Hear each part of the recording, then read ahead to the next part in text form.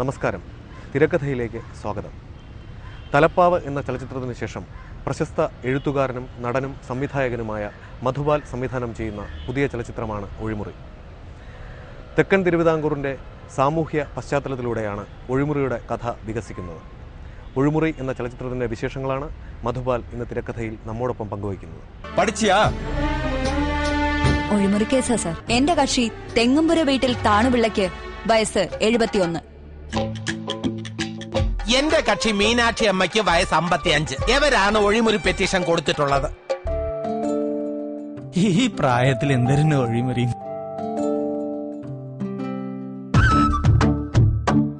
എന്നോട് വലിയ ഇഷ്ടമായിരുന്നു.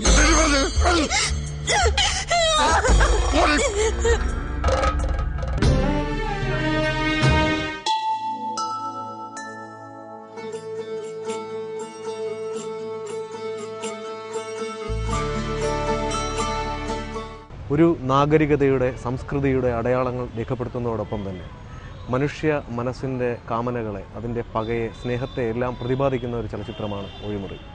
ഈ ഒഴിമുറിയുടെ പ്രമേയത്തിലേക്ക് എങ്ങനെയാണ് ഒരു സംവിധായകൻ എന്ന രീതിയിൽ അങ്ങ് എത്തിച്ചേർന്നത്?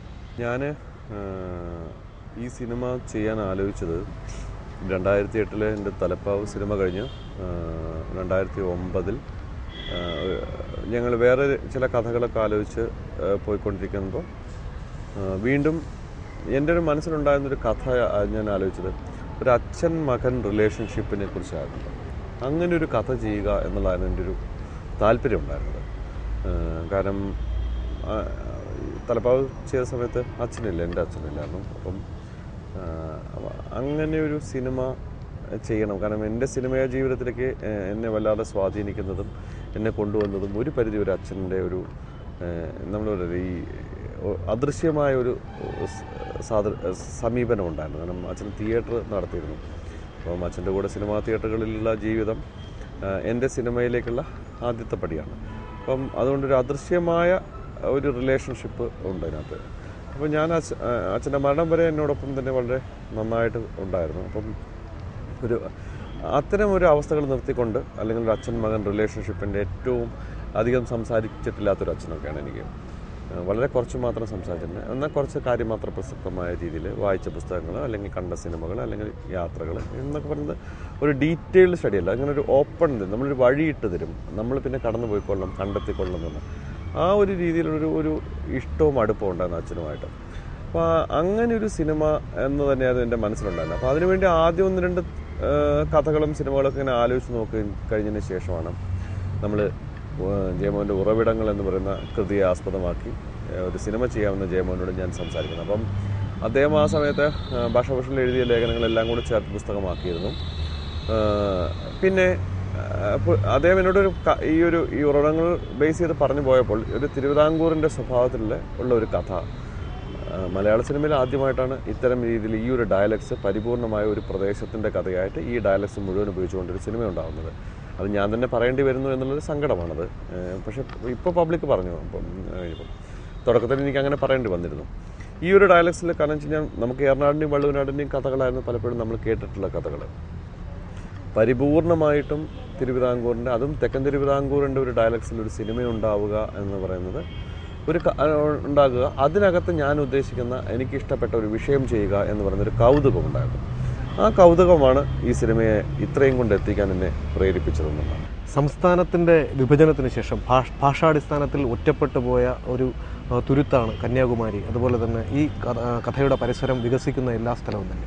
മലയാള സിനിമയിലെ മികച്ച നടന്മാരായ മമ്മൂട്ടി ഉൾപ്പെടെയുള്ളവർ ചില സിനിമകളിൽ ഇത്തരത്തിലുള്ള ഭാഷകൾ ഉപയോഗിച്ചിട്ടുണ്ടെങ്കിലും ആദിമധ്യാന്തം ഈ സിനിമയിൽ ഇത്തരത്തിലുള്ള കഥാപാത്രങ്ങളെ മുഴുവൻ ഈ ശൈലിയിലേക്ക്, ഈ തരത്തിലുള്ള സംഭാഷണ ശൈലിയിലേക്ക് കൊണ്ടുവരുന്നത് ഒരു സംവിധായകൻ എന്ന രീതിയിൽ അങ്ങേക്ക് വെല്ലുവിളികൾ ഉണ്ടായിരുന്നു. അതിനെപ്പറ്റി എനിക്കൊരു വെല്ലുവിളിയല്ല സഹിത. അതിനകത്ത് എന്തൊരു വെല്ലുവിളി എന്ന് പറയുന്നത്, നമ്മൾ അങ്ങനെയല്ല, നമ്മുടെ മനസ്സിൽ കണ്ട സിനിമ എന്താണ്, നമ്മൾ ആലോചിച്ചത്, ജയമോഹനായാലും ഞാനായാലും ഇത് ലാലേട്ടനോട് കഥ പറഞ്ഞപ്പോഴും ഒക്കെ നമ്മൾ ആലോചിച്ചത് നമുക്ക് ഈ കഥയുടെ പരിസരം ഇതാണ്, തെക്കൻ തിരുവിതാംകൂറാണ്. ഈ കന്യാകുമാരിയിലുള്ള ആൾക്കാർ പറയുന്നത് പോലും അവൻ തക്കല മാർത്താണ്ഡൻകാരെ അവൻ പിന്നെ വടക്കനാണെന്നാണ് പറയുന്നത്. അത്രമാത്രം ഈ ഒരു തമാശകളുണ്ട് അതിനകത്ത്. അപ്പം ഇവിടെ ഉള്ളവരുടെ പരിപൂർണമായ തെക്കൻ തിരുവിതാംകൂറിലുള്ള മനുഷ്യന്മാരുടെ ജീവിതം, അവിടുത്തെ ഭാഷ, അവിടുത്തെ മനുഷ്യന്മാരുടെ ശരീരഭാഷ, ഇതൊക്കെ ഒരർത്ഥത്തിലൊരു പുതിയ ഒരു കാഴ്ചപ്പാടുണ്ടാക്കുന്ന ഒരു പുതിയ ലോകം തന്നെയാണല്ലോ. അപ്പം നമുക്കൊരു സിനിമ ചെയ്യുമ്പോൾ നമ്മൾ ആലോചിക്കേണ്ടത് ഈ ഭാഷ പറയാനറിയുന്ന അല്ലെങ്കിൽ ഈ ഭാഷയുമായിട്ട് താതാത്മ്യം പ്രാപിക്കാൻ പറ്റുന്ന കഥാപാത്രങ്ങൾക്ക് അനുയോജ്യരായ ആളുകളെ കണ്ടെത്തുക എന്നുള്ളതാണ്. ഇതിനകത്ത് ലാലേട്ടനും ആസിഫ് അലിയും ശ്വേത, മല്ലിക, ഭാവന തുടങ്ങിയ 5 പേരൊഴിച്ച് ബാക്കി മുഴുവൻ കഥാപാത്രങ്ങളിൽ 5 പേർ, പിന്നെ 5 വരുന്ന നന്ദു, ജഗദീഷ് ചേട്ടൻ, കൊച്ചുപ്രേം ചേട്ടൻ, അങ്ങനെ ഉള്ള ഗോപൻ ചേട്ടൻ, ഗോപകുമാർ, അങ്ങനെയുള്ള കുറച്ച് പേരൊഴിച്ച് ഇതും കഴിഞ്ഞാൽ പിന്നെ ഇളവരശനുമാണ് വരുന്നത്. ഇത്രയും ആളുകൾ കഴിഞ്ഞാൽ ബാക്കി മുഴുവൻ ആളുകളും ഈ പ്രദേശത്തെ ആളുകൾ തന്നെയാണ്. ഈ പ്രദേശത്തു നിന്ന് ഞാൻ കണ്ടെത്തിയ, നമ്മൾ ഇൻ്റർവ്യൂ നടത്തിയും പിന്നെ ക്യാമ്പ് നടത്തിയും ഒക്കെയായിട്ട് കണ്ടെത്തിയ തക്കല, മാർത്താണ്ഡം, തിരുവട്ടാറ്, കുലശേഖരം, അഗസ്തീശ്വരം എന്നൊക്കെ പറയുന്ന പ്രദേശങ്ങളിൽ നിന്നുള്ള, കുളച്ചൽ എന്നൊക്കെ ഉള്ള പ്രദേശങ്ങളും തേങ്ങാപ്പട്ടണത്തിൽ നിന്നൊക്കെ വന്നിട്ടുള്ള ആ ആളുകൾ തന്നെയാണ്. പാറശാലയ്ക്ക് അപ്പുറത്തേക്കുള്ള ആളുകളെ മാത്രമാണ് ഈ സിനിമയിൽ പിന്നെ അഭിനയിപ്പിച്ചിട്ടുള്ളത്.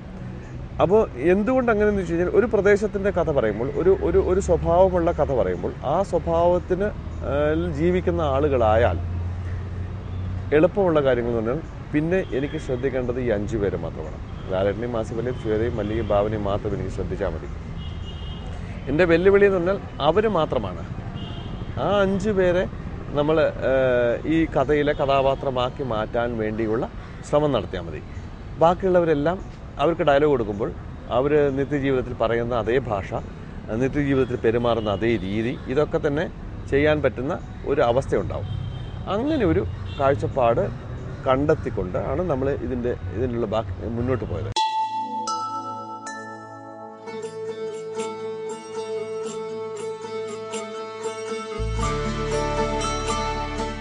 ശിവൻപിള്ള എന്ന കരുത്തനായ മല്ലനെയും അതുപോലെ തന്നെ താണുപിള്ള എന്ന രണ്ടാം തലമുറയിലെ കഥാപാത്രത്തെയും ലാൽ എന്ന കൊച്ചിക്കാരനായ ഒരാളാണ് അവതരിപ്പിച്ചത്. അപ്പോൾ അദ്ദേഹം തിരുവിതാംകൂറിൻ്റെ ഭാഷയാണ് അതിൽ ഉപയോഗിച്ചിരിക്കുന്നത്.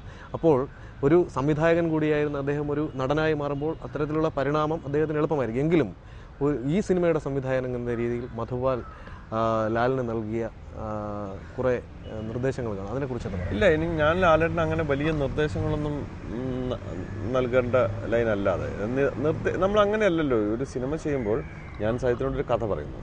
സജിത്തിന് സാഹിത്യത്തിൻ്റെതായ കാഴ്ചപ്പാടുണ്ടാകും. സാഹിത്യം ഇവിടെ തന്നെയാണ് ജീവിക്കുന്നത്. സജിത്തിന് അപരിചിതമായ ഒരു പ്രദേശത്തെ നിൽക്കുമ്പോൾ ആ പ്രദേശത്തെക്കുറിച്ചുള്ള ഡീറ്റെയിലിംഗ് നമ്മൾ പലപ്പോഴും പറയും. അവിടെയുള്ള ആളുകൾ എങ്ങനെയായിരുന്നു, അവരെ എങ്ങനെയാണ് സംസാരിച്ചത്, അവരുടെ ഭാഷാരീതി എങ്ങനെയാണ്, അവരുടെ ചലനം എങ്ങനെയാണ്, അവർ ഓരോ കാര്യങ്ങളോട് ഇടപഴകുന്നത് എങ്ങനെയാണ് എന്ന് പറയുന്ന ഒരു ഡീറ്റെയിലിംഗ് ഉണ്ടല്ലോ. ആ ഡീറ്റെയിലിംഗ് സ്വാഭാവികമായിട്ടൊരു കഥ പറച്ചിൽ തന്നെ ഉണ്ടാവും. ഇത് മനസ്സിലാക്കിയാൽ, അത് മനസ്സിലാക്കാനുള്ള വളരെ വ്യക്തമായ ഒരു സെൻസ് അദ്ദേഹത്തിനുള്ളതുകൊണ്ട് തന്നെ അത് മനസ്സിലാക്കാൻ എളുപ്പമാണ്. മാത്രമല്ല, ഞാനും അദ്ദേഹവുമായിട്ടുള്ളൊരു റാപ്പോ എന്ന് പറഞ്ഞത്, തലപ്പാവ് ചെയ്യുന്ന സമയത്ത് എൻ്റെ അടുത്ത് വന്നത്, എനിക്കൊരു സ്വാതന്ത്ര്യം തന്നിരുന്നു അദ്ദേഹം. അത് കാരണം ഞാനൊരു ബ്ലാങ്ക് പേപ്പറാണ്, നിനക്ക് എന്ത് വേണമെങ്കിലും എഴുതാമെന്ന്. അതേ സ്വാതന്ത്ര്യം. അപ്പോൾ നമുക്കൊരു വളരെ കൃത്യമായിട്ട് നമ്മളുടെ മുമ്പിലേക്ക് എന്നെ ഉപയോഗിക്കൂ എന്ന് പറഞ്ഞ് ഒരാളുണ്ടാവുമ്പോൾ നമുക്ക് വളരെ എളുപ്പമാണ്, നമ്മൾ കംഫർട്ടബിളാണ്. കാരണം സ്ട്രെയിൻ ഇല്ല, സ്ട്രെസ് ഇല്ല. എനിക്ക് ഇങ്ങനെയാണ് വേണ്ടത് എന്നുള്ള ഇത് മാത്രമേ ഉള്ളൂ. വളരെ ചെറിയതായിട്ടുള്ള കാര്യങ്ങളിൽ നമ്മളൊരു കഥ പറയുമ്പോൾ ആ കഥയ്ക്കനുസരിച്ചുള്ള ബേസിക് ഇമോഷൻസ് ആണല്ലോ എല്ലാ ജീവിതത്തിലുള്ളത്. ആ ജീവിതത്തിലുള്ള ഇമോഷൻസ് പ്രസൻറ്റ് ചെയ്യുന്ന രീതികളിൽ മാത്രമാണ് പലപ്പോഴും വ്യത്യാസം ഉണ്ടാകുന്നത്. പിന്നെ പറയുന്ന രീതികളിലും. സംസ്ഥാന വിഭജനത്തിന് മുമ്പുള്ള രാജഭരണത്തിൻ്റെ സ്മരണയിലാണ് ഈ ചലച്ചിത്രത്തിൻ്റെ 2 കാലഘട്ടങ്ങൾ കടന്നു പോകുന്നത്. അവിടെ അന്നത്തെ കാലഘട്ടത്തിൽ ഈ സിനിമയിൽ പറയുന്ന നായന്മാരുടെ തറവാടിൽ നിലനിൽക്കുന്ന പെൺകോയ്മയെക്കുറിച്ച്, അത് കഴിഞ്ഞിട്ട് രണ്ടാമത്തെ കാലഘട്ടത്തിൽ മറ്റൊരു രീതിയിൽ വരുന്ന ഒരു സ്ത്രീ കഥാപാത്രത്തെക്കുറിച്ച്, ശ്വേതാമേനോൻ ചെയ്ത കാളിപ്പിള്ള എന്ന കഥാപാത്രം പെൺകോയ്മയുടെ ഭാവമായി നിൽക്കുമ്പോൾ മീനാക്ഷി പിള്ള എന്ന് പറയുന്ന ദുരിതമനുഭവിക്കുന്ന ഒരു കഥാപാത്രവും ഈ ചലച്ചിത്രത്തിലുണ്ട്. അതുപോലെ ഇപ്പോഴത്തെ തലമുറയുടെ പ്രതിനിധിയായി ഭാവനയുടെ കഥാപാത്രവുമുണ്ട്. ഇത്തരം സ്ത്രീ കഥാപാത്രങ്ങളെ രൂപപ്പെടുത്തുന്നതിൽ ഒരു സംവിധായകൻ എന്ന രീതിയിൽ അങ്ങ് അനുഭവിച്ച വൈഷമ്യങ്ങൾ അല്ലെങ്കിൽ സ്വീകരിച്ച മുൻകരുതലുകളാണ്, അതിനെക്കുറിച്ചൊന്ന് പറയാം. ഈ ജയമോഹൻ്റെ ഉറവിടങ്ങളിൽ എന്ന് പറയുന്ന ആത്മകഥാപരമായ പുസ്തകത്തെ അടിസ്ഥാനമാക്കിയാണ് നമ്മൾ ഈ കഥയിലേക്ക്, ഇതിൻ്റെ തിരക്കഥയിലേക്കും ഇതിൻ്റെ സിനിമയുടെ ഫ്രെയിമിലേക്കും നമ്മൾ വന്നത്. അപ്പം ആ ഒരു സിനിമയിൽ ജയമോഹനൻ എഴുതി വെച്ചിട്ടുള്ള ക്യാരക്ടേഴ്സിൻ്റെ സ്വഭാവങ്ങളുണ്ടാവും. അതിനെ നമ്മൾ എക്സിക്യൂട്ട് ചെയ്യുക എന്ന് പറയുമ്പോൾ ഇതിൻ്റെ ഒരു മൈന്യൂട്ട് ഡീറ്റെയിലിംഗ് ആണ് പിന്നെ നമ്മളുടെ എക്സിക്യൂഷന് ആവശ്യമായി വരുന്നത്. ഈ കാലത്തുള്ള പെണ്ണുങ്ങൾ എങ്ങനെയാണെന്നുള്ളതും ജയമോഹൻ പറയുന്നു. ഞാൻ കണ്ടിട്ടില്ല, പക്ഷേ ജയമോഹൻ പറയുന്ന പറച്ചിലിൽ അല്പം കോമൺ സെൻസും അല്പം വായനാനുഭവവും അല്പം ജീവിതാനുഭവവും ഉള്ള ഒരാൾക്ക് അതിനെ എക്സിക്യൂട്ട് ചെയ്യാൻ പറ്റുമെന്നാണ് എൻ്റെ വിശ്വാസം. കാരണം എനിക്കത് കാരണം ബേസിക്കലി നമ്മളൊരു വിഷയത്തെ സ്നേഹിക്കണം, എങ്കിൽ മാത്രമേ നമുക്ക് നന്നായിട്ട് ചെയ്യൂ. എനിക്ക് ഈ വിഷയത്തോട് സ്നേഹമുണ്ട്. ആ വിഷയത്തോടുള്ള സ്നേഹമാണ് ഞാൻ ഈ സിനിമയിലെ ക്യാരക്ടേഴ്സിനെ മോൾഡ് ചെയ്യപ്പെടുമ്പോൾ ഉണ്ടാകുന്നത്. ഓരോ കഥാപാത്രവും ആ രീതിയിൽ തന്നെ ആയി മാറണം. അവരുടെ ചലനം ഇങ്ങനെയാണ്, അവർ സംസാരിക്കുന്നത് ഇങ്ങനെയാണ്, അവരുടെ നോട്ടം ഇങ്ങനെയാണ്, അവരെങ്ങനെയാണ് പെരുമാറുന്നത് എന്നുള്ളതിനെക്കുറിച്ച് വ്യക്തമായ ധാരണ നമ്മൾ ഉണ്ടാക്കുക എന്നുള്ളതാണ്. ആ ധാരണ എനിക്ക് ഈ സ്ക്രിപ്റ്റ് വായിച്ചപ്പോൾ ഉണ്ടായിട്ടുണ്ട്. ആ സ്ക്രിപ്റ്റിൽ നിന്നും നമ്മളതിനെ എക്സിക്യൂട്ട് ചെയ്തെടുക്കുമ്പോൾ ആളുകളിലേക്ക് അത് പേസ്റ്റ് ചെയ്യുകയാണ്. അപ്പോൾ ആളുകളുടെ മുഖം ഇങ്ങനെയായിരിക്കണം, അവരുടെ നോട്ടം ഇങ്ങനെയായിരിക്കണം എന്ന് പറയുന്ന ഒരു രീതിയിലേക്ക് കൊണ്ടുപോവുകയാണ്. പിന്നെ കാളിപ്പിള്ള അമ്മച്ചിയെ പോലെ ഒരു കഥാപാത്രം സർവ്വസാധാരണമല്ല, പക്ഷേ എന്നാൽ ഉണ്ട് താനും, അങ്ങനെ പറയാൻ പറ്റുള്ളൂ. ഇതാണ് സ്ഥിതി എന്നുള്ളതല്ല, അങ്ങനെയും സ്ത്രീകൾ ഉണ്ടായിരുന്നു ഇവിടെ. പിന്നെ മാട്രിലിനിയസത്തിന് പാട്രിയാർക്കിസത്തിലേക്ക് മാറുന്ന ഒരു കാലഘട്ടത്തിൻ്റെ ചേഞ്ചസ് ഈ ഭാഷാപരമായി പോകുന്നത് പോലെ തന്നെ ഭാഷയുടെ അടിസ്ഥാനത്തിൽ ഒരു രാജ്യം, ഒരു പ്രദേശം ഒന്നുമല്ലാതെ അവർക്കും വേണ്ട ഇവർക്കും വേണ്ട എന്ന് പറഞ്ഞൊരു ആറ്റിറ്റ്യൂഡ് എടുക്കുന്നത് പോലെ തന്നെയായിരുന്നു ഈ ട്രാൻസ്ഫോർമേഷൻ നടന്നിട്ടുള്ളതും. ഈ ദേശത്തിൻ്റെ, ഈ പ്രത്യേക ദേശത്തിൻ്റെ കഥ പറയുമ്പോൾ ഈ ദേശവുമായി ബന്ധമുള്ള അഴകപ്പൻ എന്ന ഛായാഗ്രാഹകൻ അങ്ങയുടെ ചലച്ചിത്രത്തിന് ഒരു പിൻബലമായി നിന്നിട്ടുള്ളതാണ്. അഴകപ്പനുമായുള്ള ആ ഒരു ദൃശ്യ ആവിഷ്കാരത്തെക്കുറിച്ചാണ്. അഴകപ്പൻ എൻ്റെ കൂടെ ഞങ്ങൾ ചെയ്യുന്ന മൂന്നാമത്തെ വർക്കാണ്. ഞാൻ ഇതിൽ അഴകപ്പൻ കറക്റ്റായിട്ട് വരുന്നത് എന്തുകൊണ്ടെന്ന് വെച്ച് കഴിഞ്ഞാൽ അഴകപ്പന് എൻ്റെ ജീവവായുവാണത്. ആ പ്രദേശത്തുനിന്ന് ഊർജവും വായുവും എടുത്താണ് അദ്ദേഹം വളർന്നിട്ടുള്ളത്. അപ്പോൾ ആ മണ്ണിൻ്റെ ഒരു സ്വഭാവം അറിയാം, അതിൻ്റെ കൾച്ചർ അറിയാം, അതിൻ്റെ അവിടുത്തെ ജീവിതത്തിൻ്റെ ഓരോ നീക്കങ്ങളും അറിയാവുന്നതാണ്. അത്തരം ഒരാളുടെ ഒരു കാഴ്ച അയാളുടെ കുട്ടിക്കാലത്തും ഈ മാറി നിന്ന് കാണുകയും ഒക്കെ ചെയ്യുമ്പോൾ ഉണ്ടാകുന്ന, ഇപ്പോൾ അവിടെ തിരുവനന്തപുരത്ത് താമസിക്കുന്ന ആ മനുഷ്യൻ്റെ കാഴ്ചകളും ഒക്കെ ഈ ഒരു കൾച്ചർ ഓറിയൻറ്റഡ് ആയിട്ടുള്ളൊരു സിനിമയ്ക്ക് വളരെ സത്യസന്ധമായ റിയലിസ്റ്റിക്കായിട്ട് നമ്മൾ പറഞ്ഞു പോകുന്ന ഒരു കഥയിൽ അദ്ദേഹത്തിൻ്റെ കാഴ്ചകൾ എന്തുകൊണ്ടും ഗുണകരമാവും എന്ന് എൻ്റെ തോന്നലുണ്ടായിരുന്നു. ഒഴിമുറി എന്ന വാക്കിൻ്റെ അർത്ഥം ഒരു ഗണത്തിൽ അഗാധമായി പോയി കഴിഞ്ഞാൽ ഹൃദയം തന്നെ പങ്കുവയ്ക്കലെന്നാണ്. ഇപ്പോൾ ഒരു വ്യവഹാരത്തിൻ്റെ വ്യവസ്ഥകളുമായി കോടതി മുറികളിൽ കയറി ഇറങ്ങുന്ന ധാരാളം നായർ കുടുംബങ്ങൾ ഈ തെക്കൻ തിരുവിതാംകൂറിലുണ്ട്. അതുമായി ബന്ധപ്പെട്ട് ഒഴിമുറി എന്ന വാക്ക് സ്വീകരിക്കുമ്പോൾ ചരിത്രാന്വേഷിയായ ഒരു കഥയിലേക്ക് കടന്നു പോകുമ്പോൾ ജീവിത കാമനകളെ ചോരാതെ സൂക്ഷിക്കുക എന്ന് പറയുന്ന ഒരു സംവിധായകനെ സംബന്ധിച്ചിടത്തോളം വെല്ലുവിളികളാണ്. അത് ഒരു ചെറുകഥാകൃത്ത് എന്ന രീതിയിലും മറ്റനുഭവങ്ങളിൽ നിന്നും മധുപാലിന് എത്രത്തോളം ഇത്തരത്തിൽ ഇതിനെ സ്വാംശീകരിക്കുവാൻ കഴിഞ്ഞിട്ടുണ്ട്? ഇല്ല, വേറൊന്നുമില്ല സത്യം, ഒരു ജീവിതമാണ് നമ്മൾ ചെയ്യുന്നത്. ഞാൻ അതാ പറഞ്ഞത്, പരിപൂർണമായ ഒരു റിയലിസ്റ്റിക് സിനിമ എന്നുള്ള അർത്ഥത്തിൽ തന്നെയാണ് ഞാൻ ഇതിനെ സമീപിച്ചിട്ടുള്ളത്. നമ്മൾ ജീവിതത്തിൽ കണ്ടിട്ടുള്ള ചിലപ്പോൾ ചില ആളുകൾ സ്വന്തം ജീവിതത്തിൽ നടന്നത് മറ്റൊരാളോട് പറയാൻ പോലും മടിക്കുന്ന കാര്യങ്ങളുണ്ടാവും. അപ്പം അത് പറയണ്ട, അറിയണ്ട എന്ന് പറഞ്ഞിട്ട് നമ്മളെ തന്നെ ഒളിപ്പിക്കുന്ന കാര്യങ്ങളുണ്ടാവും. അത്തരം ഒളിപ്പിക്കൽ പോലും പാടില്ല എന്ന് ആലോചിച്ചിരുന്നു ഈ കഥ ചെയ്യുമ്പോൾ. അപ്പോൾ ആ ഒളിപ്പിക്കലില്ലായ്മ, അല്ലെങ്കിൽ നമ്മൾ രഹസ്യം സൂക്ഷിക്കുന്ന മനസ്സുകളാകരുത്. ഏതൊരർത്ഥത്തിലും രഹസ്യം സൂക്ഷിക്കുന്നുണ്ടെങ്കിലും അത് ആരോടെങ്കിലുമൊക്കെ എപ്പോഴെങ്കിലുമൊക്കെ പറഞ്ഞു പോകാനുള്ള, ഇല്ലെങ്കിൽ അതിൻ്റെ വീർപ്പുമുട്ടലുണ്ട്. അത്തരൊരു അനുഭവം ഉണ്ടാവരുത്. ഇത് ഈ ചെയ്യുന്ന സമയത്ത് ഉണ്ടാകുന്ന ഈ കഥയിൽ കാണുന്ന കാഴ്ചകൾ ഏതെങ്കിലുമൊക്കെ തരത്തിൽ ആരുമായെങ്കിലുമൊക്കെ അസോസിയേറ്റ് ചെയ്യുന്ന, അല്ലെങ്കിൽ അവരുടെ ഓർമ്മയിൽ എപ്പോഴെങ്കിലുമൊക്കെ, അവരുടെ ജീവിതത്തിൻ്റെ ഓർമ്മയിൽ എപ്പോഴെങ്കിലും ഉണ്ടായിരുന്ന ഒരു കാര്യം എടുത്തു പറയുക എന്നുള്ള രീതിയിൽ തന്നെയാണ് നമ്മൾ ആലോചിച്ചത്. അപ്പം അതുകൊണ്ട് തന്നെ ജീവിതം നമുക്ക് വളരെ മുമ്പിൽ തുറന്നു കിടപ്പുണ്ട്. നമ്മൾ ആ ജീവിതത്തിൽ നിന്ന് എന്ത് വേണം എന്ത് വേണ്ട എന്ന് തീരുമാനിച്ചിട്ടുണ്ട്. കാരണം അത്രമാത്രം വൈഡായിട്ടുള്ള കാഴ്ചകൾ നമ്മുടെ മുമ്പിലുണ്ട്. അതിനകത്ത് നിന്ന് ഏത് കാഴ്ച കാണണ്ടെന്ന് തീരുമാനിച്ചാൽ മതി. അങ്ങനെയാണ് ഒരു സിനിമയുടെ തിരക്കഥ ഉണ്ടായിട്ടുള്ളത്. ആ ഒരു രീതിയിൽ തന്നെ ഈ സിനിമയുടെ ഒരു സ്ക്രീൻ പ്ലേ ചെയ്തതും ഇത് ആളുകളുടെ മുമ്പിലേക്ക് പ്രസൻറ്റ് ചെയ്തതും അതേ രീതിയിലാണ്. വാക്കിനുള്ളിലെ വിങ്ങും മൗനമേ, പാട്ടിനാവനീ ദൂരെ മായുമോ, നേർത്തു ശ്വാസമായി വീശും സ്നേഹമേ കോർത്തനാദമായി ചുണ്ടിൽ തങ്ങുമോ തൂമഞ്ഞിൻ സ്വർണ്ണ കയ്യാലെ ചാലിച്ചു ചായം നീ ഉൾത്താളിൽ വർണ്ണച്ചേലോടെ കൂറുന്നു ചിത്രം നീ.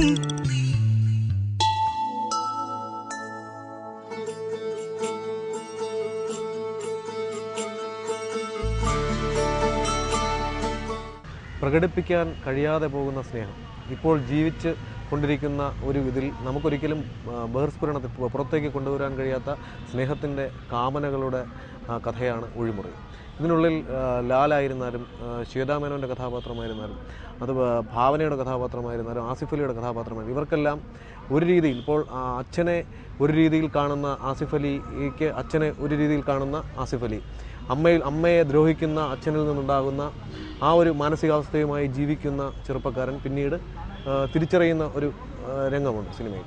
ഇതിനെക്കുറിച്ച് വരുമ്പോൾ ഈ പുതിയ കാലഘട്ടത്തിലെയും പഴയ കാലഘട്ടത്തിലെയും തലമുറകളെ ഒരുമിപ്പിച്ച് കൊണ്ടെടുത്ത ഒരു സിനിമയാണിത്. അപ്പോൾ ഈ നടന്മാരെക്കുറിച്ച് അല്ലെങ്കിൽ നടന്മാരുടെ മൊത്തത്തിലുള്ള അനുഭവത്തെക്കുറിച്ചൊന്ന് പറയാം. ഞാൻ ലാലേട്ടനെ കാസ്റ്റ് ചെയ്തപ്പോൾ ലാലേട്ടനാണ് ആദ്യം കാസ്റ്റ് ചെയ്യുന്നത്. ലാലേട്ടനെ കാസ്റ്റ് ചെയ്ത് കഴിഞ്ഞിട്ട് ശ്വേതയെ കാസ്റ്റ് ചെയ്യുന്നു. ശ്വേതയും ലാലേട്ടൻ വന്നതിന് ശേഷമാണ് ഞാൻ ആസിഫ് അലിയിലേക്ക് നീങ്ങുന്നത്. അപ്പം ആസിഫ് അലി ലാലേട്ടനാണ് പറയുന്നത് ആസിഫ് അലിയോട് സംസാരിക്കാമെന്നുള്ളത്. അത് കഴിഞ്ഞ് മല്ലികയെ കൂടെ കാസ്റ്റ് ചെയ്ത് കഴിഞ്ഞപ്പോഴാണ് ഞാൻ ഇതിനകത്ത് ലാലേട്ടൻ്റെ അമ്മയായിട്ട് ശ്വേതത്തിനാണ് ഞാൻ നേരത്തെ പറഞ്ഞുറപ്പിച്ചിരുന്നത്. അവിടുന്ന് ലാലേട്ടൻ്റെ മീനാക്ഷി പിള്ള എന്നുള്ള ക്യാരക്ടർ മല്ലിക ചെയ്യുന്നു എന്ന് പറഞ്ഞപ്പോൾ ലാലേട്ടൻ, മല്ലിക, ആസിഫ് അലി എന്ന് പറയുന്ന 3 പേരുടെ സിമിലാരിറ്റികൾ ഉണ്ടായിരുന്നു ഇവരുടെയൊക്കെ. അപ്പോൾ ആ ഒരു സിമിലർ സ്ട്രക്ചറൽ വൈസ് ഉണ്ടാകുന്ന അപ്പിയറൻസ് വൈസ് ഉണ്ടാകുന്ന സിമിലാരിറ്റീസ് ഇതിനകത്ത് ഒരു അമ്മ, അച്ഛൻ, മകൻ എന്ന് പറയുന്ന ഒരു അവസ്ഥയിലേക്ക് കൃത്യമായിട്ട് കൊണ്ടുവരാൻ പറ്റിയിരുന്നു. അപ്പം ഇവരുടെ ഒരു അർത്ഥത്തിൽ ഈ പറയുന്ന ഈ സിനിമയ്ക്കകത്തൊരു ജനറ്റിക്കൽ എഞ്ചിനീയറിങ്ങിൻ്റെ ഒരു കഥയുണ്ടാകുന്നുണ്ട്. കാരണം എൻ്റെ സ്വഭാവം എന്ന് പറയുന്നത് എൻ്റെ ആൻസസ്റ്റേഴ്സിൻ്റെ സ്വഭാവം തന്നെയാണ്. ഞാനത് തന്നെയാണ് മറ്റൊരാൾക്ക് കൊടുക്കുന്നത്. പക്ഷെ നമ്മൾ ചിലപ്പോൾ പ്രകടിപ്പിക്കില്ല. പക്ഷെ ചിലപ്പോൾ നമുക്കറിയും, ആരെങ്കിലും നമുക്ക് മുമ്പിൽ നമ്മുടെ അച്ഛൻ്റെ സ്വഭാവമോ അച്ഛൻ്റെ സ്വഭാവമോ കണ്ട് പരിചയിച്ച ഒരാൾക്ക് വേണമെങ്കിൽ ഞാൻ കാണിക്കുന്നൊരു സ്വഭാവം അയാളും ഇങ്ങനെയായിരുന്നു എന്ന് പറയാൻ പറ്റും. അപ്പോൾ ഇതൊരു ഒരു ജനറ്റിക് ഈ വരുന്ന തന്നെ ഉണ്ടാകുന്ന ഒരു കാര്യമുണ്ട്. അപ്പോൾ അങ്ങനെ ഒരു സ്വഭാവങ്ങൾ, അങ്ങനെയുള്ള സിമിലാരിറ്റീസ് ഒക്കെ ഉണ്ടായാൽ നല്ലത് എന്ന് പറയുന്ന ഒരു താല്പര്യമുണ്ടായിരുന്നു. അപ്പോൾ കാസ്റ്റിങ്ങിന് വേണ്ടിയിട്ട് അങ്ങനെ ആലോചിക്കുമ്പോൾ അതുപോലെ ഇപ്പം ഗോപൻ ചേട്ടനെ ചെയ്തപ്പോഴും എം ആർ ഗോപകുമാർ ആ പ്രദേശത്തിന് എൻ്റെ ആളായിട്ട് തന്നെയാണ് നമുക്ക് ഒരു സീനിലേ വരുന്നു പോകുന്നുള്ളൂ. പക്ഷേ എത്രയോ പേര് എന്നോട് ആ ക്യാരക്ടർ എനിക്കറിയാവുന്ന ഒരാളാണ് എന്ന് പറഞ്ഞു പറ്റും. കാരണം അയാൾ അവിടെ തന്നെയുള്ളത്. അപ്പോൾ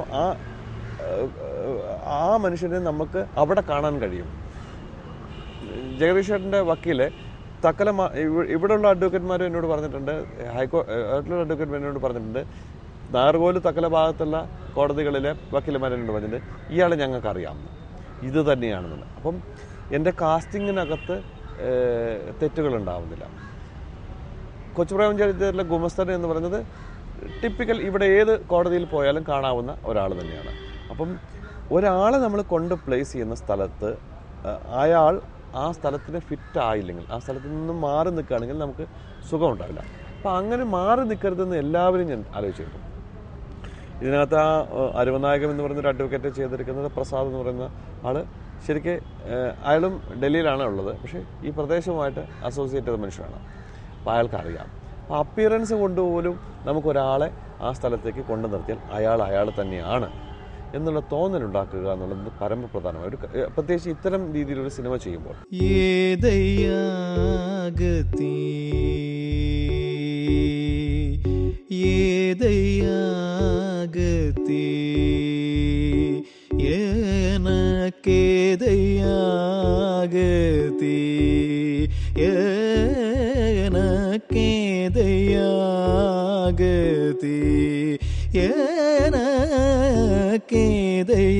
கேதையாகதி எனக்கு ஏதையா கதி.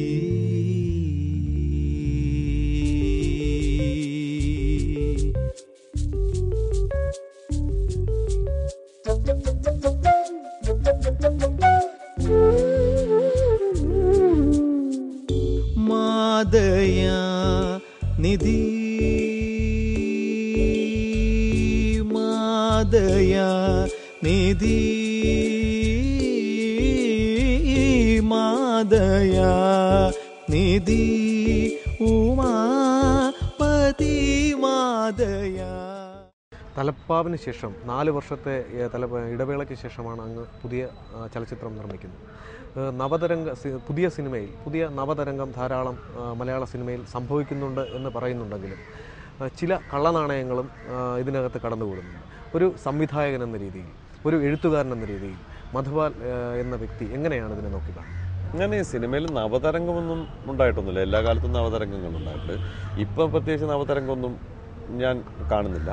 ഇപ്പം പണ്ട് സ്റ്റുഡിയോയിൽ നിന്നും സ്റ്റുഡിയോ ഫ്ലോറുകളിൽ നിന്നും സിനിമയെ പുറത്തേക്ക് കൊണ്ടുവന്ന PN മേനോൻ ഒരു നവതരംഗമാണ്. അത് കഴിഞ്ഞ് അന്നത്തെ കാലത്ത് കഴിഞ്ഞിട്ട് വിൻസെൻ്റ് മാഷ് ക്യാമറകളിൽ ഔട്ട്ഡോറിലേക്ക് വന്നിട്ട് കാണിച്ചിട്ടുള്ള ഇത് ഉണ്ടായ ചേഞ്ചസ് ഉണ്ടായിരുന്നു. അത് നവതരംഗമാണ്. സേതുമാധവൻ സാറ് കഥയിലെടുത്തിട്ടുള്ള കഥ കൊണ്ട് പറഞ്ഞിട്ടുള്ള രീതികളിൽ ഡിഫറൻസ് ആയിരുന്നു. അന്ന് വരെ കണ്ടുവന്നിരുന്ന കഥകളല്ലാത്ത കഥകളെടുത്ത് പ്രയോഗിക്കാൻ തുടങ്ങിയപ്പോൾ അത് പുതിയ കാഴ്ചകളായിരുന്നു. എല്ലാ കാലത്തും ഈ ഭരതൻ പത്മരാജൻ, ശശിയേട്ടൻ അടക്കമുള്ള ആളുകൾ ഇപ്പോൾ ചെയ്തു വരുന്ന ഏതൊരു പുതിയ ആൾക്കാരും, ഏറ്റവും റീസെൻ്റായിട്ട് ചെയ്തു വരുന്ന ആളുകൾ വരെ അതാത് കാലത്തിനനുസരിച്ച് കഥയെ ഉണ്ടാക്കാൻ കഥയാണ് ചെയ്യാൻ ശ്രമിച്ചിട്ടുള്ളത്. ഏറ്റവും പുതിയ കാഴ്ചയിൽ ഈ കഥയെ വേണ്ട, ഒരു നിമിഷം മതി എന്ന് പറയുന്ന സാധനങ്ങളുണ്ടായിരുന്നു. അതും ചെയ്തു വരുന്നുണ്ട്. ഒരു പർട്ടിക്കുലർ മോമെൻറ്റിനെ വെച്ചിട്ടും സിനിമ ചെയ്യാം. ഞാൻ കാണുന്ന ഒറ്റ കാഴ്ച, നമുക്ക് മുമ്പിൽ നമ്മളുടെ മലയാള സിനിമയിലല്ലാതെ ലോക സിനിമയിൽ എത്രയോ വർഷങ്ങൾക്ക് മുമ്പ് തന്നെ ധാരാളം പരീക്ഷണങ്ങൾ നടത്തിക്കൊണ്ട് വന്നിട്ടുണ്ട്. പല രീതിയിൽ, പല ഭാഷകളിൽ. അത്തരം പരീക്ഷണങ്ങളൊന്നും ഈ 2012 വരെ മലയാള സിനിമയിൽ ചെയ്തിട്ടില്ല എന്നേ ഞാൻ പറയുള്ളൂ. എനിക്കങ്ങനെ തോന്നിയിട്ടില്ല. കാരണം ഞാൻ സിനിമ കാണുന്നൊരു വ്യക്തി എന്നുള്ളത് കൊണ്ടാണ് ഞാൻ പറഞ്ഞത്. അങ്ങനെ എനിക്ക് തോന്നിയിട്ടില്ല. ഉണ്ടാവുമായിരിക്കാം ഞാൻ കാണാത്ത സിനിമകൾ, അല്ലെങ്കിൽ ചിലപ്പോൾ നമുക്ക് കാണാൻ സാധിച്ചിട്ടില്ലാത്ത സിനിമകളിൽ ഉണ്ടായിട്ടുണ്ടാവുമായിരിക്കാം. ഇല്ല എന്ന് പറയുന്നില്ല. പക്ഷേ ഞാൻ കണ്ട സിനിമകളിൽ എന്നേ ഞാൻ പറയുള്ളൂ. അങ്ങനൊരു വലിയ പരീക്ഷണങ്ങളൊന്നും കാര്യമായ തോതിൽ ഈ എന്നെ ത്രസിപ്പിക്കുന്ന ഇതിനേക്ക് മുമ്പ് ഞാൻ കണ്ടിട്ടുള്ള ലോക സിനിമകളിൽ കണ്ടിട്ടുള്ള അത്രപോലുള്ള പരീക്ഷണങ്ങൾ പോലും മലയാള സിനിമകളിൽ ഉണ്ടായിട്ടില്ല. അപ്പോൾ അതുകൊണ്ട് ഇനിയും മലയാള സിനിമയിൽ ധാരാളം ചേഞ്ചസ് ഉണ്ടായേക്കും. ഓരോ ചേഞ്ചസ് ഉണ്ടാകുമ്പോഴും ഇപ്പം നാളെ ഉണ്ടാകാൻ പോകുന്ന സിനിമ വേറെ സിനിമയായിരിക്കും, നാളത്തെ സിനിമയായിരിക്കും അത്. മറ്റന്നാൾ ഇതിനെല്ലാം മറികടന്നുകൊണ്ട് വേറെ സിനിമ ഉണ്ടാകും.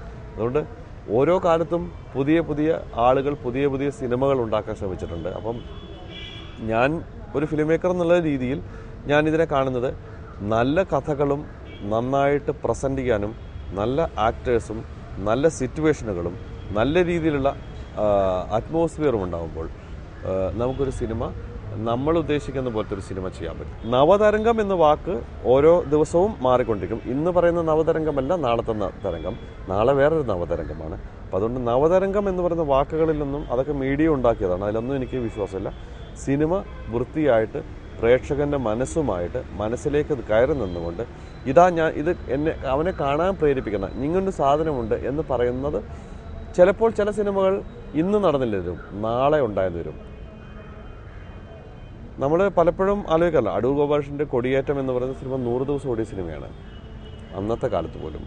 അപ്പം അതിനൊരു രീതിയിലൊന്നും എലിപ്പത്തായം എന്ന സിനിമ എത്രയോ കാലം ഇപ്പോഴും ആളുകൾ സംസാരിക്കുന്ന ഒരു സിനിമയാണ്. കാലത്തെ അതിജീവിച്ചുകൊണ്ട് സിനിമകൾ ഉണ്ടായിട്ടുണ്ട് മലയാളത്തിൽ. പല സിനിമകളിലും പല ആളുകളുടെ സിനിമകളിലുണ്ട്. ഭരതൻ്റെയൊക്കെ സിനിമകളിലൊക്കെ നമ്മൾ ഇപ്പോഴും കാണുമ്പോൾ ആ ഒരു കൗതുകത്തോടു കൂടി വീണ്ടും കാണാമെന്ന് തോന്നിയിട്ടുള്ള സിനിമകളുണ്ട്. ഞാൻ അങ്ങനെ ചില കാഴ്ച, ഇപ്പോൾ ജോർജ് സാറിൻ്റെ നരൻ എന്ന് പറയുന്ന സിനിമ ഞാൻ നിരന്തരം കാണുന്നൊരു സിനിമയാണ്. എന്നെ അത് വളരെയധികം കൗതുകത്തോടു കൂടി ഞാനത് TV-യിൽ വരും, ഞാൻ കാണാൻ എവിടെ നിന്ന് തുടങ്ങുന്നു അവിടെ മുതൽ ഞാനത് കണ്ട് മുഴുവൻ തീർക്കാറുണ്ട്. അത് നമ്മളെ കൊതിപ്പിക്കുകയും നമ്മൾ വീണ്ടും കാണാൻ പ്രേരിപ്പിക്കുകയും ചെയ്യുന്ന സാധനങ്ങളുണ്ട്. ആ ഒരു രീതിയിൽ സിനിമ കണ്ട് പോകുന്ന കാഴ്ചകളെ പഴയതായാലും പുതിയതായാലുമില്ല, ഓരോ ദിവസവും നമ്മളെ കാണാൻ പ്രേരിപ്പിക്കുക എന്നുള്ളത്. ആ ഒരു രീതിയിൽ പ്രേരിപ്പിക്കുന്ന സിനിമയുടെ കഥ പറയുന്ന രീതികൾ നമുക്കിഷ്ടമാണ്. അത് മാത്രമേ കഥയിൽ നിലനിൽക്കുള്ളൂ, അത് മാത്രമേ സിനിമയായിട്ട് നിലനിൽക്കുകയും ചെയ്യുള്ളൂ. അതുകൊണ്ട് പുതിയ കാലത്ത് പുതിയ രീതിയിൽ കഥ പറയാൻ പറ്റുന്ന സിനിമകൾ ഉണ്ടാവട്ടെ. ദേശത്തിൻ്റെ കഥ പറയുന്ന കാലഘട്ടത്തിൻ്റെ കഥ പറയുന്ന ഒഴിമുറി ഇതോടകം തന്നെ രാജ്യാന്തര ചലച്ചിത്രമേളയിലേക്ക് തിരഞ്ഞെടുക്കപ്പെട്ടു കഴിഞ്ഞു. പ്രേക്ഷകരുടെ മനസ്സിലേക്കും കുടിയേറിക്കഴിഞ്ഞു. ഇനിയുമേറെ ഈ ചലച്ചിത്രത്തിന് മുന്നോട്ട് പോകാനും ദേശാധിപൃതിയായി ഇതിൻ്റെ ഖ്യാതി ഉണ്ടാകട്ടെ എന്ന് എല്ലാവിധ ആശംസകളും നേരുന്നു. എനിക്കും സന്തോഷമുണ്ട്. കാരണം IFFK പടമുണ്ട്. പിന്നെ IFFK പടം ഉള്ള ഒരു സന്തോഷത്തിനൊപ്പം തന്നെ ഈ ഒരുപാട് മനുഷ്യന്മാർ കാണട്ടെ എന്ന് മാത്രമാണ് ഞാൻ ആഗ്രഹിക്കുന്നത്. കാരണം ഒരുപാട് ആളുകൾ ഈ സിനിമയെക്കുറിച്ച് എന്നോട് സംസാരിക്കുന്നുണ്ട്, ഇപ്പോഴും സംസാരിക്കുന്നുണ്ട്. ഈ മൊമെൻറ്റിൽ പോലും ഞാൻ ആഗ്രഹിക്കുന്നത് ഈ സിനിമ എല്ലാവരും കാണട്ടെ, കണ്ടിട്ട് ഇതിൻ്റെ തെറ്റുകുറ്റങ്ങൾ പറയട്ടെ, അല്ലെങ്കിൽ ശരി തെറ്റുകൾ തിരിച്ചറിയട്ടെ, ഈ സിനിമ എങ്ങനെയാണ് ആയിട്ടുള്ളതെന്ന് അറിയട്ടെ. കാരണം എനിക്ക് ഒരൊറ്റ കാര്യത്തിൽ മാത്രമേ ഞാൻ ആത്മാർത്ഥമായി വിശ്വസിക്കുന്നുള്ളത്. PN വേണുഗോപാൽ എന്ന് പറയുന്ന ഇതിൻ്റെ നിർമ്മാതാവും ജയമോഹൻ എന്ന് പറയുന്ന തിരക്കഥാകൃത്തും അഴകപ്പൻ എന്ന ക്യാമറാമാനും എന്നോടൊപ്പം നിന്ന് ഈ സിനിമ ചെയ്തെടുക്കുമ്പോൾ ലാലേട്ടനെ പോലെയും ആസിഫിനെ പോലെയും ഭാവനെ പോലെയും മല്ലികയെ പോലെയും ശ്വേതയെ പോലുള്ള ആക്ടേഴ്സ് എൻ്റെ കൂടെ നിൽക്കുമ്പോൾ നമ്മളൊരു സിനിമ പ്രേക്ഷകൻ്റെ മുമ്പിലേക്ക് കൊടുക്കുന്നത് ഒരു പുതിയ കാഴ്ച തന്നെയാണ്. ഇതിനു മുമ്പ് CV രാമൻപിള്ള ഇഷ്ടപ്പെട്ടെന്നുണ്ട്. CV രാമൻപിള്ളയുടെ കഥ നോവലുകൾ വായിച്ചിട്ട് അല്ലെ മാർത്താണ്ഡവർമ്മ സിനിമയായതുമാണ്. ആ മാർത്താണ്ഡവർമ്മ പോലും പറഞ്ഞ ഭാഷ വേറെയായിരുന്നു. തിരുവിതാംകൂറിൻ്റെ ചരിത്രം പറയുമ്പോൾ അവിടെ പറയേണ്ട ഭാഷ പോലും അല്ലായിരുന്നു പറഞ്ഞിരുന്നത്. അപ്പോൾ അതുകൊണ്ട് ഒരു ഭാഷയുടെ, ഒരു പ്രദേശത്തിൻ്റെ, ഒരു ദേശത്തിൻ്റെ കഥ പറയാൻ എന്നോടൊപ്പം നിന്നിട്ടുള്ള PN സാറിനെ പോലുള്ള ആളുകൾ നിർമ്മാതാവായിട്ടും അഴകപ്പനും ജയമോഹനും ലാലും ഒക്കെ ഉള്ള ഒരു ടീം ചെയ്ത പ്രവൃത്തി അത് പ്രേക്ഷകർ കാണുമ്പോഴാണ്, പ്രേക്ഷകർ അതിനെക്കുറിച്ച് വിലയിരുത്തുമ്പോഴാണ് ഒരു ഫിലിം മേക്കർ എന്ന രീതിയിൽ എനിക്ക് തൃപ്തി ഉണ്ടാകുന്നത്. കാലാതിവൃത്തിയായിട്ട് അല്ലെങ്കിൽ ദേശങ്ങളെ മറികടന്നുകൊണ്ട് സിനിമ ആളുകളുടെ മനസ്സിലേക്ക് എത്തുന്നുവെങ്കിൽ അത് ഞങ്ങളുടെ പ്രയത്നത്തിൻ്റെ ഫലമായിരിക്കുമെന്ന് ഞാൻ വിശ്വസിക്കുന്നുണ്ട്. എല്ലാവിധ ആശംസകളും. താങ്ക്സ്.